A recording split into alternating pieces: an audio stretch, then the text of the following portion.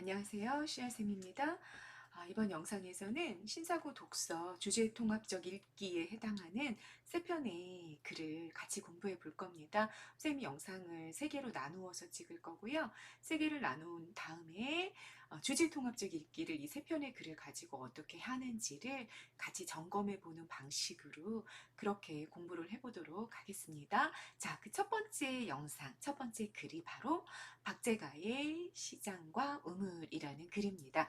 아, 네, 조선 후기 실학자죠, 박제가는. 그리고 여러분, 조선 후기의 실학이라 그러면은 뭔가 백성의 삶을 윤택하게 하는 실질적인 학문을 우리가 해야 된다라는 굉장히 진보적인 지식인들이 이렇게 연구했던 그런 학문인데, 우리 실학에 여러분 글씨 잘 보여요? 하얀색으로 좀 바꿔볼까? 요 실학에 여러분 두 개의 학파가 좀 나눠져 있었잖아. 실학은 기본적으로 여러분 북학의 입장을 가지고 있었죠. 북학이라는 건 뭐예요? 중국. 그때 당시 조선 후기의 중국이라는 건 청나라를 말하고 있을 텐데 중국의 학문이 북학이지. 학문을 배우자라는 입장을 갖고 있었는데 그 실학에 두 가지의 입장이 있었던 거죠. 중롱주의랑 중상주의. 그러니까 백성의 삶을 윤택하게 하는데 중농주의는 농업을 통해서 중상주의는 상업을 통해서 백성의 삶을 윤택하게 할 수 있다라는 그런 관점을 가지고 있는 그 두 개의 파로 나눠져 있었단 말이에요. 그런데 박제가 선생은요, 중상주의에 속하고 있어요. 그러니까 이분이 중요시 여기는 건 뭐야? 우리 조선의 백성의 삶을 윤택하게 하려면 뭐가 필요하다? 상업이 필요하다. 그러니까 장사를 많이 해가지고 상인들이 많이 나와서 장사를 아주 활발하게 해서 물건을 유통시키고 그래서 사람들이 소비를 잘 해가지고 그래서 경제 생활을 참 잘 풍족하게 하는 거 그게 국가가 튼튼해지는 방법이야라는 생각을 갖고 있던 분이에요. 그래서 그런 관점이 아주 잘 드러난 글이 뭡니까? 라고 물어봤을 때 이 시장과 우물이다라는 이야기를 할 수 있게 되는 거죠. 우물은 이 작품에서는요, 네, 펜을 바꿔야 되겠네, 색깔을. 자, 한 번도 우물이, 실제 우물이 나오지 않아. 그러니까 얘는요, 보조관념이에요. 우물이 도대체 어떤 것을 비유하기 위해서 보조관념으로 나왔는지 이런 것들 여러분들이 관심을 가지고 같이 따라서 읽어보면 좋겠습니다. 자, 먼저 갈래 여러분 눈설문입니다. 눈설문이라는 건 여러분 뭐예요? 주장하는 글이라는 뜻이죠. 그래서 이 글쓴이가 어떤 주장을 하는지를 계속 유념해 가면서 여러분들이 읽어야 되는 그런 글입니다. 이 글의 관점은 자, 세 편의 글들이 우리가 오늘 주제 통합적 읽기에 포함이 되는 글이 세 편이 나올 거다 그랬는데 이 세 편의 글이 각각 경제 부분에 대해서 소비라는 문제에 대해서 바라보는 관점들이 서로 조금씩 다르단 말이지. 그걸 우리가 주제 통합적 읽기다 그래서 한 번에 묶어가지고 이 세 편의 글들이 같은 화제에 대해서 어떤 방식의 조금씩 다른 관점을 가지고 있는지를 볼 거란 말이야. 그래서 여러분 이 관점을 체크하는 게 굉장히 중요해. 시장과 우물은 어떤 관점을 가지고 있냐? 경제적인 관점을 가지고 있다. 그러니까 어, 어떤 현상을 바라보는데 그 현상을 경제적인 관점에서 바라볼 거다 그 얘기인 거죠. 거시적이다 그러면 좀 넓은 시각이라는 뜻이잖아요. 넓은 시각에서 화제를 바라보게 될 거다라는 얘기지. 자, 이게 거시적이다라는 건 넓은 시각이다. 선생님이 이렇게 얘기했으니까 반대말도 있겠다. 그러면 조금 좁은 시각 혹은 조금 세밀하고 작은 부분에 대해서 건드리는 시각을 뭐라 그런다? 미시적이다라고 이야기합니다. 그래서 우리가 나중에 미시적인 관점을 가지고 바라보는 그런 글도 한 편을 보게 될 겁니다. 자, 그 글과 대비해서 봤을 때 이 글의 관점은 어떻다? 조금 거대한 맥락에서, 큰 맥락 안에서 경제 문제를 바라볼 거다, 소비 문제를 바라볼 거다. 그래서 뭐다? 거시적인 관점이다 라고 얘기한다는 거야. 거시적인 관점이다 라는 말도 좀 알고 가시고요. 자, 이 거시적인 관점에서 보고 있기 때문에 소비 문제를 어떤 관점에서, 국가적인 관점에서 좀 넓은 시각에서 바라보다 보니까, 넓은 큰 맥락에서 바라보다 보니까 국가적인 관점에서 소비 문제를 바라보게 될 거다라는 얘기가 되는 거죠. 네, 관점의 문제, 여러분 이게 다 무슨 의미인지 이해가 잘 되셨나요? 잘 기억하고 가시길 바라겠습니다. 주제와 관련되어 있는 핵심 소재는 뭐냐? 중국과 우리나라의 시장이에요. 이때 중국은 어디를 말하죠? 청나라를 말하죠. 청의 시장과 우리나라의 시장 두 개를 가지고 와서 비교 대조하면서 소비 문제를 이야기할 거다라는 얘기가 되지. 이해되셨죠? 자, 해제 한번 읽어봅시다. 이 글은 조선 후기라 그랬어요, 여러분. 여기 이렇게 보라색으로 체크한 부분은 여러분들이 머릿속에 좀 기억하고 가야 돼. 이런 것들을 가지고 선생님들이 이제 함정 선택지들을 만들어내잖아요. 뭐 조선 후기인데 뭐 조선 전기라고 쓴다든지 이런 식의 함정 선택지가 만들어지니까 조선 후기라는 거, 시대적 배경이 언제다라는 것도 여러분들이 좀 알고 가십니다. 자, 중농주의 아니고요. 중상주의, 성리학자 아니었고요. 실학자였어요. 조선 후기 중상주의 실학자인 작가 박제가가 쓴 글인데, 조선의 조선이라는 국가의 경제 구조가 어떤 문제를 갖고 있고 대안은 뭔지를, 자기 주장을 담고 있는 글입니다. 필자는 조선과 중국의 시장 상황을 비교하며 조선의 시장 구조가 가진 문제를 우물에 비유했다. 오, 여기 나왔다. 우물에 비유하고 있어. 뭐를? 조선의 시장 구조가 가진 문제를 우물에 비유하고 있다. 별표 체크 하셔야 되겠죠? 그렇게 우물에 비유해서 지적하고 그 문제를 해결할 수 있는 방안으로 유통의 활성화, 즉 소비의 활성화를 주장하였다. 유통이라는 건 물건이 이렇게 흘러가는 거잖아. 생산을 하고 나면 그 생산자한테 물건이 묶이는 게 아니라 그게 중간에 어떤 상인을 통해서 소비자까지 가는 과정, 우리가 그걸 뭐라 그래? 유통이라고 하죠. 그럼 유통이 활성화된다라는 얘기는 곧 뭐다? 소비자에게 와서 그 물건이 잘 소비된다는 뜻이니까 유통의 활성화, 즉 소비의 활성화가 일어나야 경제가 윤택해지고 국가가 단단해진다라는 주장을 하고 있는 글이다라는 얘기입니다. 여러분, 이 사람이 지금 이 박재가라는 이 작가가 하고 싶은 얘기 우리 다 했어. 이 이야기를 어떤 방식으로 구체적으로 하고 있는지만 이제 점검하면 되는 거죠. 됐죠? 주제 경제적 측면에서 소비가 얼마나 필요한지를 중국이랑 같이 비교하면서 조선의 현실을 비판하면서 이야기하고 있다라는 거 여러분 정리 다 되셨죠? 그래서 이 글을 구성을 좀 나눠보면 여러분 글의 구성이라는 거, 글의 구조라는 거, 구조라는 건 관습적인 구조를 가지고 있잖아. 논설문이 가지고 있는 관습적 구조는 뭐야? 서론, 본론, 결론 이렇게 3단의 구성을 좀 가지고 있잖아요. 그대로 이 글도 따라가고 있습니다. 서론에서는 상업이 발달한 중국의 모습을 먼저 보여줘. 자, 이 사람은 상업을 굉장히 중요시 여기는 작가니까 중국의 상업이 발달해 있다는 건 플러스야 마이너스야? 필자는 굉장히 플러스로 바라보게 되는 거죠. 본론, 조선의 유통과 재물 사용에 대한 비판. 서론에서 중국 얘기 왜 했는지 알겠다. 본론에서 뭐 하고 싶었던 거야? 그 중국과 대비되는 조선의 현실을 비판하고 싶어서였구나. 조선의 현실은 어떻다? 마이너스다. 그리고 결론에서 이제 재물을 유통하는 게 너무 중요해. 우리 중국을 좀 본받아서 재물을 좀 활발하게 유통시키자. 그래야 경제가 살아나고 국가가 살아날 수 있어 라는 주장을 하게 되는구나 라는 것까지 모두 다 이런 구조를 가지고 글이 전개가 되고 있다는 걸 염두에 두고, 자, 본문으로 가서 좀 구체적으로 살펴보도록 합시다. 자, 서론에서는 뭐 한다 그랬어? 먼저 중국의 플러스의 모습을 소개해 줄 거라고 그랬어요. 상업이 발달한 중국의 모습을 한번 봅시다. 영경은요, 당시의 청나라 수도, 지금의 베이징이죠. 영경에 수십 리 거리에 길을 끼고 길이 이렇게 있으면 그 길을 끼고 양옆으로 상점이 따닥따닥 붙어 있어요. 양옆으로 상점이. 선생님이 이 그림을 하나 가지고 왔는데 여러분 그림이 잘 안 보이시죠? 보면 여기 이렇게 상점들이 다 따닥따닥 막 다리를 건너는데 상점이 계속 있고 여기에 사람이 엄청 많아요.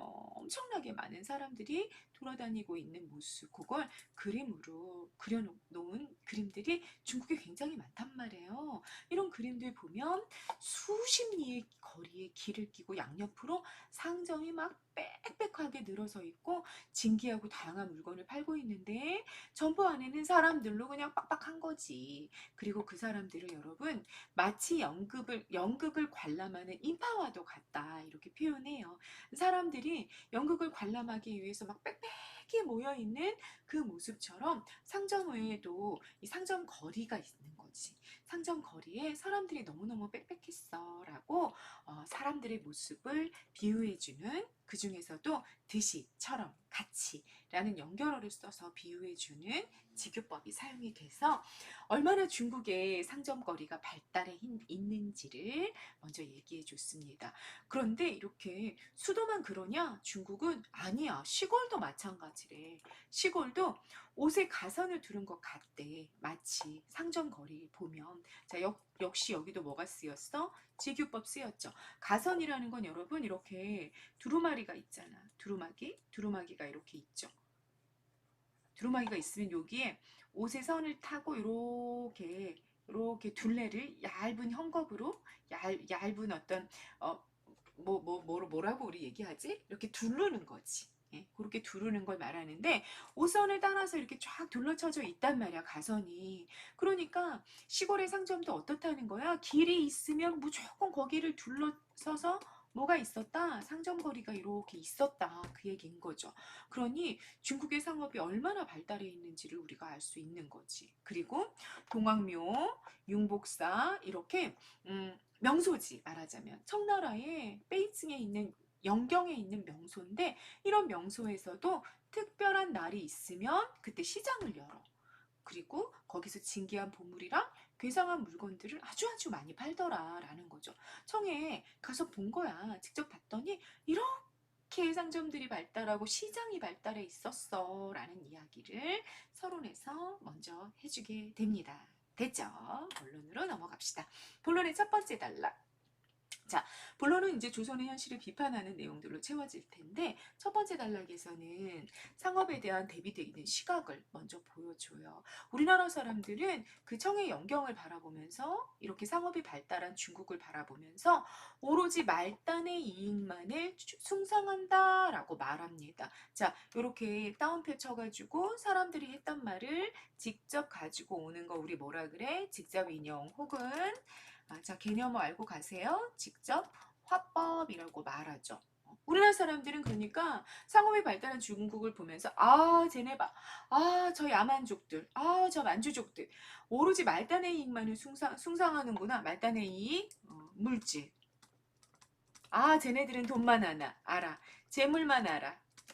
쟤네들은 정신적인 가치 막 이런 게 얼마나 중요한지 모르고 오로지 돈 물질만 하는구나. 그거를 말단의 이익만을 숭상한다. 이렇게 조선의 양반들이 아마 그렇게 말했겠지?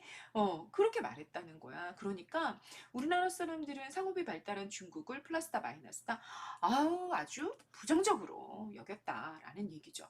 그런데 필자는 그렇지 않아. 필자는 어떻게 생각하고 있냐면 상인은 사농공상 여러분 조선은 신분제 사회였고 네 개의 계급이 존재하고 있었던 거잖아. 사회 안에 사는 뭐야? 선비. 농은 뭐야? 농사꾼, 농민. 공은 뭐예요? 장인. 물건을 만드는 사람이죠. 상은 뭐예요? 상인. 이렇게 네 개의 계급이 있다고 봤단 말이야. 선비, 농민, 장인, 상인. 그런데 이 네 개의 계급 중에 나머지 세 부류, 요 세 부류의 백성을 소통시켜. 뭘 통해서 여러분? 물건을 생산해가지고 이 농민이 생산자. 근데 이 농민이 1차 생산을 하고 나면 이걸 장인이 가져가. 그래서 2차 생산을 한다고 치자고. 2차 생산을 하게 되면 뭐 물건들이 만들어졌겠지. 예를 들어 뭐 곡식을 가지고 가서 누룽지를 만들었다고 치잔 말이야. 장인이. 그러면 그거를 누가 팔아야 돼? 누가? 상인이 팔아야지. 그래서 누구한테 가? 소비자한테 가는 거지. 선비는 소비자가 되는 거죠. 그럼 이걸 돌리는 사람, 제1차 생산자가 곡식을 팔아 장인에게. 그때도 누가 그걸 중간에 유통시키는 거야? 이거를 매개하는 자가 누구야? 상인이잖아. 그 장인이 선비한테 팔 때도 누가 그걸 중간에서 매개해? 상인이잖아. 그러니까 상인은 뭐 하는 기능을 하는 거야? 세보류의 백성을 소통시키는 기능을 하는 거지. 무슨 말인지 됐죠? 그렇게 세 부류의 사람들을 중간에서 매개해가지고 이 모든 물건이 돌도록 만들어주는 사람이 상인이기 때문에 열의 셋의 비중을, 그러니까 10명이 있다면 그 중에 3명은, 다시 말해 30%는 어떻게 된다? 상인이어야 된다. 그렇게 많아야 된다는 거야. 왜? 이 계급과 이 계급도 매개하고, 이 계급과 이 계급도 매개하고, 또 여기도 매개하겠지, 당연히. 곡식을 팔아야 선비들이 그 쌀을 사야 뭐 밥을 먹고 살 수 있을 거 아니에요. 그렇게 다 매개하는 거야. 그러니까 열의 셋은 상인이어야 돼. 그 정도로 상인은 중요해라고 생각하고 있었습니다. 이 필자는 상업을 굉장히 긍정적으로 바라보고 있었다라는 게 쩌달하게 나와요. 상업에 대해서 우리나라 조선의 양반들은 어떤 생각을 갖고 있었고, 이 필자는 반면에 어떤 생각을 가지고 있는지를 먼저 소개를 해줬다, 그 얘기입니다. 그리고 두 번째 단락, 그러니 유통이 얼마나 중요한지를 다시 한번 필자의 목소리를 통해서 말을 하죠. 필자가 어떤 표현을 썼는지 한번 보세요, 여러분. 쓸모없는 물건을 활용해서 쓸모 있는 물건을 유통하고 거래해야 한다, 이렇게 말했어. 그러면 여러분들은 어떤 단어를 좀 기억하고 가야 돼? 쓸모없는 물건이라는 말과 쓸모 있는 물건이라는 말이 무슨 의미인지를 좀 알고 가야 되겠죠? 쓸모없는 물건이라는 건 보석이나 화폐를 말해. 선생님 적어놨죠? 보석이나 화폐가 왜 쓸모없는 물건이에요, 여러분? 보석, 예를 들어 금, 내가 갖고 있어봐. 쓸모 있어? 뭐 먹을 거야? 금을 뭘 어떻게 해서 입을 거야? 금 위에서 잘 거야? 그거 아니잖아. 그러니까 우리 어떤 생존, 실생활과 관련해서는 아무 쓰잘데가 없는 거지. 그런 보석들은. 그지? 돈, 뭐 이렇게 동전 만들었어. 지폐 만들었어. 이거 쓸모 있어? 그거 먹어? 먹을 수 없잖아. 그지? 그러니까 이런 생존, 인간의 의식주와 관련해서는 얘네들은 쓸모없는 물건인 거야. 그런데 이걸 가지고 어떻게 해? 이걸 가지고 유통을 시키는 데 사용을 하는 거지. 그래서 뭘 얻어? 쓸모 있는 물건을 얻게 되는 거야. 그죠? 이게 이제 교환하는 거잖아요. 이런 쓸모없는 물건을 교환의 어떤 매개로 삼아가지고 쓸모 있는 물건들이 결국은 유통이 되는 거죠. 도는 거죠. 그렇게 거래가 되는 거랍니다. 그래서 쓸모없는 물건을 만들어내는 게 되게 중요하다. 그래서 그걸 가지고 어떻게 해라? 쓸모 있는 물건을 유통시켜라. 근데 조선 후기를 보면 그런 동전이나 화폐를 이용해가지고 상업을 이렇게 원활하게 하는, 우리가 이렇게 물물 교환을 하면서 살기에는 너무 힘들잖아.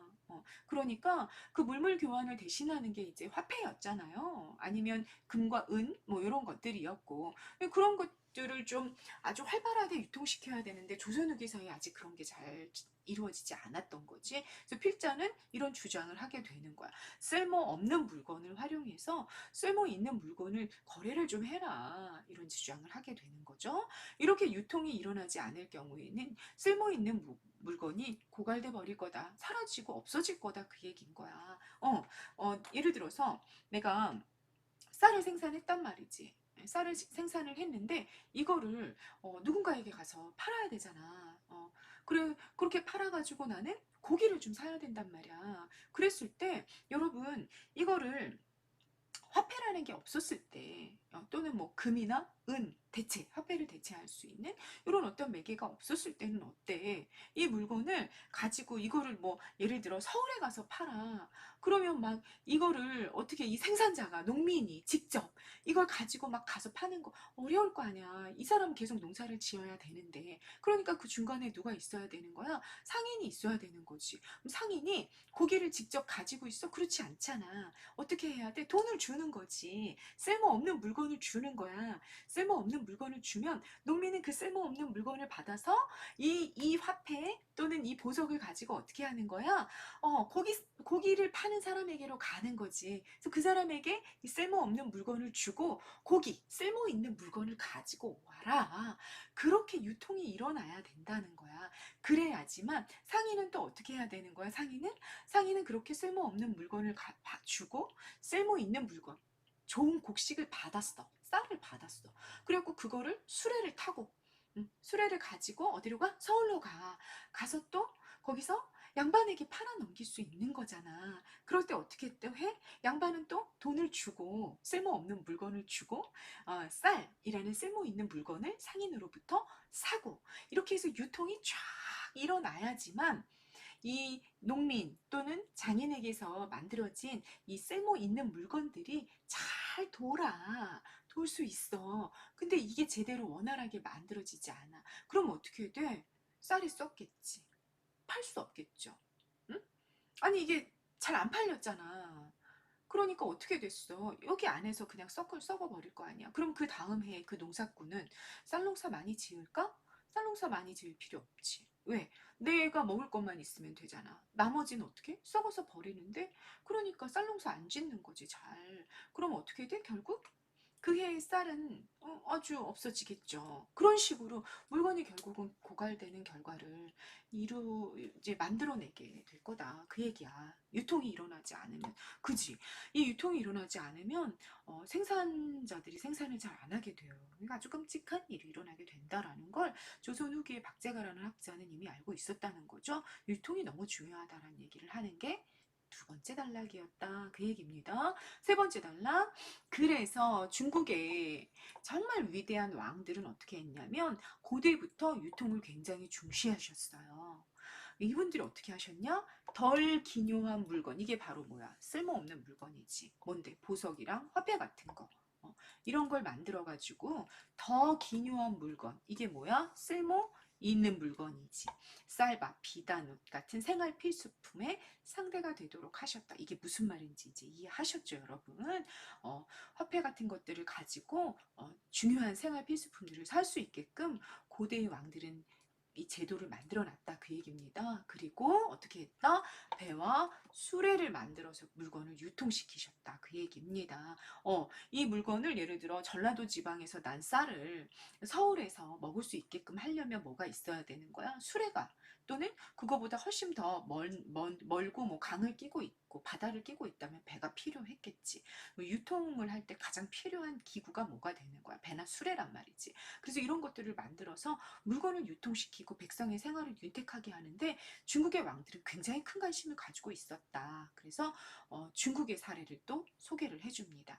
이 배와 수레는요, 중상주의 학파들이 정말 중요시 여겼던 반드시 우리나라에 필요한 도구다라고 이야기했던 것들이에요. 그래서 박재가의 시장과 우물에도 역시 나오고 있는 거죠. 됐죠? 네 번째 단락. 그런데 우리나라의 현실을 한번 보자. 그 얘기야. 우리나라, 이분이 보시기에 좁은 땅덩어리긴 하지만 인구도 많고 물산, 그러면 물산이라는 건 그 지방에서 생산되는 물품이야. 다시 말해 우리가 지금식으로 얘기하면 특산물 같은 거 말하는 거지. 전라도에 뭐 쌀 이런 거 말하는 거잖아. 우리는 그런 특산물도 되게 잘 갖추고 있어. 인구도 많고. 그런데 문제가 뭐냐? 유통이 안 돼, 유통이. 배나 수레가 발달해 있지 않고 상업을 굉장히 막 천시한단 말이지. 그래서 상인들이 잘 나타나지를 않아. 그러다 보니까 물건이 유통을 되지 못하고, 또 이 지도자들이, 리더들이 경제를 윤택하게 할 대책을 강구하지를 않아. 대책을 좀 만들어야 돼. 배나 수레를 어떻게 하면 만들 수 있을까? 어떻게 하면 상업을 육성할 수 있을까? 어떻게 하면 이 물건이 잘 유통될 수 있게끔 이런 덜 기묘한 물건들을 백성들이 잘 사용할 수 있게끔 만들어줄 수 있을까? 이런 것들을 자꾸 강구해내야, 생각해내야 되는데 그런 거 잘 안 한다는 얘기지. 그러면서 어떻게 하고 있어? 소비가 발달한 중국을 바라보며 쟤네들은 너무 사치가 심해 이러면서 비난하고 있는 거야. 야, 얼마나 필자가 보기에는 한심했을까. 필자가 이래. 그런 생각, 뭐 중국을 바라보면 쟤는 어쩌면 저렇게 소비가 막 너무 사치스럽게 막 돈 많이 쓰고 막 물건을 막 사용하고 그럴까, 이렇게 비난하는 걸 보면서 야, 니네는 이 조선인들아, 니네는 그런 생각 때문에 망할 거야. 이렇게 필자는 생각하기까지 합니다. 거의 저주성 발언이죠. 그죠? 사치가 너무 심하다라고 비난하는 그 생각 때문에 너네들은 망한다. 이렇게 얘기하는 겁니다. 이어서 다섯 번째 단락. 우리나라 사람들은 스스로를 중국은 사치. 이 야만 만주족들은 막 오랑캐들은 막 사치스러운데 우리는 검소해. 이렇게 주장하지만 물건이 없어서 쓰지 못하는 건 자기가 생각할 때 검소는 아니야. 물건이 있는데 그걸 아껴 써야 검소인 거지. 물건 자체가 유통이 되지 않아 없어. 그런데 그걸 쓰지 못하면서 우리는 검소해서 이렇게 말하는 건 말이 안 돼. 라고 필자는 생각하고 있는 거죠. 왜 물건이 없냐? 재물을 생산하지 않고 물건의 가격이 제대로 매겨져 있지도 않고 금, 운, 화폐처럼 쓸모없는 물건, 덜 기묘한 물건이 있어가지고 그걸로 쓸모 있는 물건을 바꾸는 그런 체계도 만들어져 있지 않아. 우리는 너무 당연하잖아요, 여러분. 화폐 이런 걸로 이렇게 교환이 일어나게 되는 게 너무 당연한데 이거에 조선 후기에는 제대로 갖춰지지 않았었던 거지. 그래서 물건이 없어. 물건이 그러니까 전라도에서 나오는 쌀은 그냥 그 지역에서 썩어서 버려지는 거야. 그러니까 물건을 생산하려고 하지 않게 되는 뭐 이런 일들이 일어나는 거죠. 그리고 가격도 뭔가 적정한 가격이 정해져 있어야 될 거 아니에요. 그래야 서로 만족하면서 물건이 사고 팔고 이런 거래가 일어날 텐데 그런 가격도 국가에서 정해주지 않는 거지. 그러다 보니까 물건이 유통이 제대로 안 되는 그런 문제점을 갖고 있었다. 그 얘기예요. 이해가 다 되셨죠? 자, 물건이 없는 이유 뭐다? 세 가지로 정리가 됐습니다. 그러다 보니까 물건이 없어 검소함을 좋아하는 게 아니라 사실은 재물을 사용할 방법을 몰라. 재물을 사용할 방법을 몰라서 어때? 물건이 이렇게 없어진 거잖아. 그래서 백성들의 삶은 날이 갈수록 궁핍해져. 가난해지는 거지. 상업이 발달해 있지 않다 보니까 물건이 난 곳에서 그대로 사라져 버리고 물건을 그러니까 생산하지 않고 유통이 일어나지 않고 그러면서 검소해서 우리는 이렇게 주장하지만 사실은 그게 아니라 재물을 사용하는 방법이 그 체계가 그 대책이 만들어져 있지 않기 때문에 가난해졌다라는 게 필자의 입장입니다. 라는 얘기입니다. 자, 요 다섯 번째 단락에 설명 방식이 되게 많이 쓰였어요, 여러분. 그래서 별표 체크하고 알고 가십니다. 재물을 사용할 방법을 모르기에 요거 때문에죠. 모르기 때문에 재물을 만들어낼 방법을 모르고 재물을 만들어낼 방법을 모르기 때문에 백성들의 생활이 날이 갈수록 가난해져. 인과가 쓰였다. 설명 방식으로. 원인과 결과의 구조로 문장이 이어져 있는 거 보이시죠? 두 번째, 물건이 있음에도 불구하고 쓰지 않는 것을 검소함이라 하고 자기에게 물건이 없어 쓰지 못하는 것을 검소함이라고 일컫지는 않는다. 이 문장은 개념을 정의, 이게 사실은 정확한 정의 문장이라기보다는 지정 정도의 문장일 텐데 뭐 그냥 지정을 정의에 묶어서 정의라고 하셔도 괜찮습니다. 정의 혹은 지정 문장이 설명 방식 쓰인 게 확인이 됩니다. 세 번째, 현재 우리나라엔 진주를 캐는 집이 없고 시장에 산호의 물건값이 매겨져 있지를 않아. 금이나 은을 가지고 다시 말해 덜 기묘한 물건을 가지고 점포에 들어가서 더 기묘한 물건, 떡과 여섯을 사 먹지 못해. 예시 문장들이다 라고 볼 수 있을 거고요. 여기까지는 이제 설명 방식이야. 1번부터 3번까지는 설명 방식이 확인이 되고 있고요. 4번. 이런 우리 풍속이 정령 검소함을 좋아하여 그렇겠는가? 이미 그렇지 않다라는 대답이 들어가 있는 무슨 법? 서리법 사용된 거 확인이 되시고요. 왜 그러한가? 물건이 있음에도 불구하고 쓰지 않는 것을 검소함이라고 일컫지. 이렇게 왜 그런가 해놓고 자기가 답을 하고 있단 말이야. 여기는 문답법이 쓰였습니다. 자, 요거는 뭐다? 표현법이다. 서리법과 문답법이라는 표현법도 확인이 되고 있다. 다양한 설명 방식과 표현법들 여러분 기억하고 가십니다. 문제로 많이 출제가 될 수 있겠죠. 기억하고 가십니다. 그리고 여섯 번째 본론의 마지막 단락인 거죠. 여기서 바로 제일 중요한 재물과 우물의 유사성에 대해서 얘기합니다. 우물은요, 여러분 우물 우리는 잘 안 써서 모르잖아. 근데 우물물은요 자꾸 퍼내야 된대. 이걸 채우면 안 돼. 물을 퍼야 돼. 물을 퍼서 바깥에서 써야 돼. 그래야지만 물이 가득 차요. 물을 길어내지 않으면, 다시 말해 물을 퍼내지 않으면 그 물은 말라버린대요. 되게 신기하죠. 우물이 그런 속성을 가지고 있는 거야. 자꾸 어떻게 해야 된다고? 자꾸 사용해야 된다고. 자꾸 사용하면 물이 점점 많아지는 거야. 우물물이. 자, 정리하셨죠? 주위에 우물물은 채우면 안 돼. 어떻게 해야 돼? 자꾸 사용해야 돼. 퍼내야 돼. 마찬가지로 AU가 그런 것처럼 재물 또한 마찬가지야. 재물도 어떻게 해야 돼? 자꾸 사용해야 돼. 자꾸 사용해야 그것을 생산해내는 사람들이 더 많이 생산하는 거지. 그렇게 해가지고 경제가 이렇게 돌아가면서 풍성해진단 말이야. 재물은 쓰지 않으면 그걸 생산해내는 사람이 없으므로 경제가 말라버리는 게, 물을 퍼내지 않으면 우물이 말라버리는 거랑 상황이 똑같다, 그 얘기인 거죠. 그래서 결국 자, 요게 공통점이 되는 거야. 유사성. 우물과 재물 모두 쓰지 않으면 말라버리고 쓰면 쓸수록 늘어나는 속성을 가지고 있다, 이런 설명을 한 거죠. 자, 여기에 사용된 설명 방식이 바로 뭐다? 유추다. 유추. 유사성을 가지고 추론하는 방식인 거죠. 자, 요 A에 해당하는 게 우물이야. 우물은 뭐야? 되게 구체적이고 조선 사람들 입장에서는 아주 친숙한 사례야. 이 사례를 통해서 B, 이게 뭐야? 재물을 사용하는 거지. 이 사람들에게는 굉장히 낯설고 이 소비, 유통이라는 것 자체는 굉장히 추상적인 개념인 거지. 그런데 이 낯설고 추상적인 개념을 구체적이고 친숙한 사례를 통해서 추론할 수 있게 만들어주는 방식이 뭐다?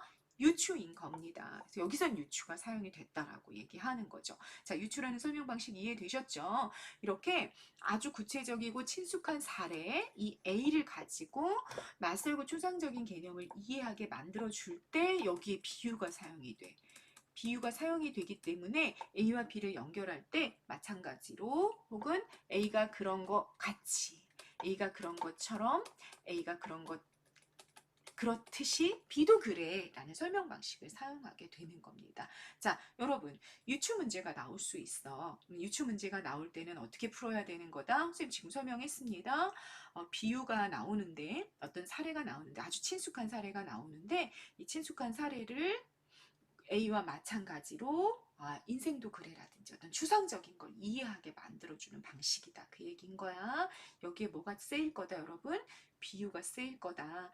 그러면 예를 들자면 이런 거지. 이 6번째 단락, 우물과 재물을 비교하는 유사성을 가지고 설명해주는 요 부분을 밑줄을 그어놓고 이것과 유사한 설명 방식이 쓰인 것을 찾아보라 그래. 그럼 1번부터 5번까지 선지가 나오겠지. 그럼 여러분들은 어떻게 하면 되는 거야? 여기 선생님 지금 얘기한 거, 이거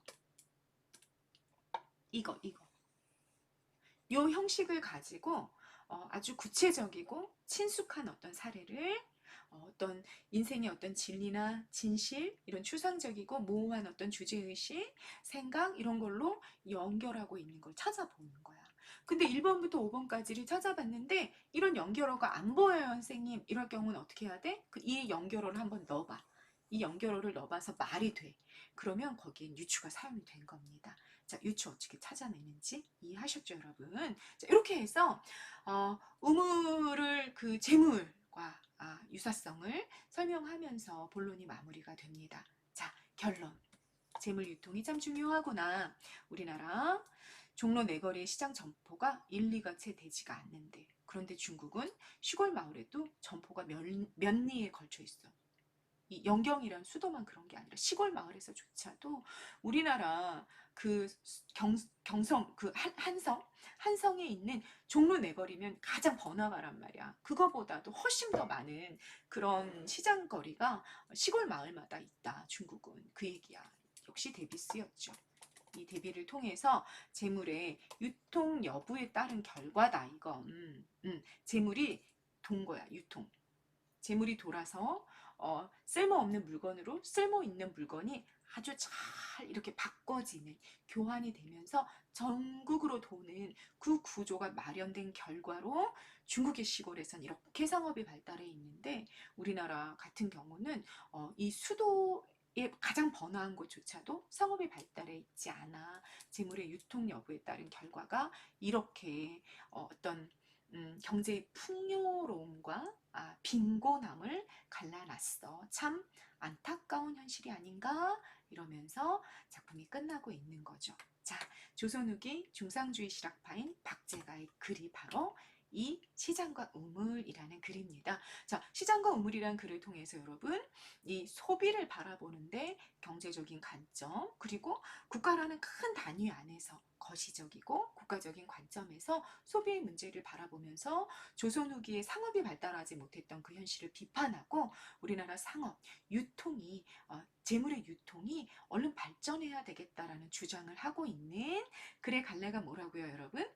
네, 논설문 한 편을 여러분들이 함께 공부하셨던 겁니다. 네, 이번 영상 여기에서 마치고요. 윤리적 소비라는 두 번째 글에서 여러분 같이 다시 공부해 보도록 하겠습니다. 감사합니다.